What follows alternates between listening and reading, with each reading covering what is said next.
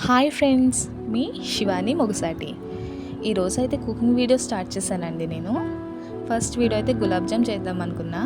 దీనికి కావాల్సింది gulab jam, oil, sugar, అలానే ఇలాచీ పౌడర్. ఫస్ట్ ఒక బౌల్లో మనమైతే ఈ పౌడర్ని యాడ్ చేసుకుందాం.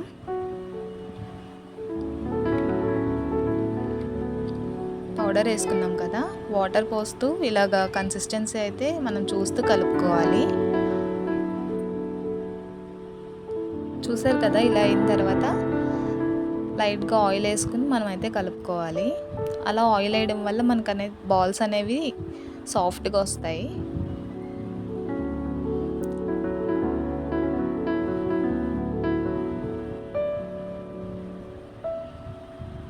మనకైతే ప్రిపేర్ అయిపోయిందండి. నెక్స్ట్ మనం జ్యూస్ చేసుకోవడానికి ఒక బౌల్ని అయితే పెట్టుకుందాం. అందులో 2 గ్లాసెస్ వాటర్ అనేది యాడ్ చేశాను. 2 కప్స్ షుగర్ వేసానండి. షుగర్ అనేది ఎక్కువ కావాలనుకుంటే ఇంకొంచెం యాడ్ చేసుకోవచ్చు.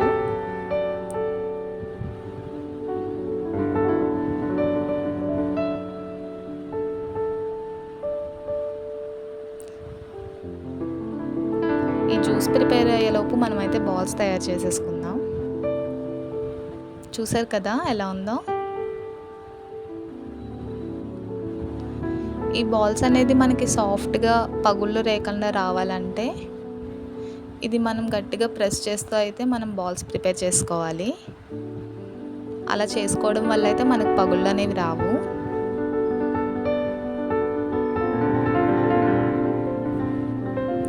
బాల్స్ అన్ని ప్రిపేర్ చేసేసా. చూసారు కదా, మనకు పాకం అయితే కొంచెం కలర్ చేంజ్ అయింది. అందులో కొంచెం ఇలాచీ పౌడర్ని యాడ్ చేశాను.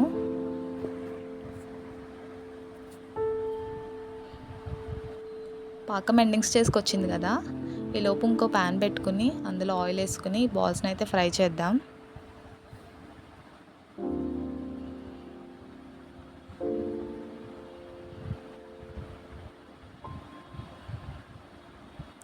పాకం అనేది మనం టెస్ట్ చేసుకోవడానికి జస్ట్ ఇలా ఉంటే సరిపోతుంది.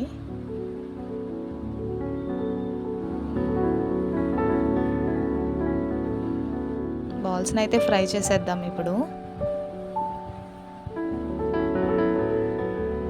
చూస్తున్నారు కదా, ఇదైతే గోల్డెన్ బ్రౌన్లో చేంజ్ అవుతుంది.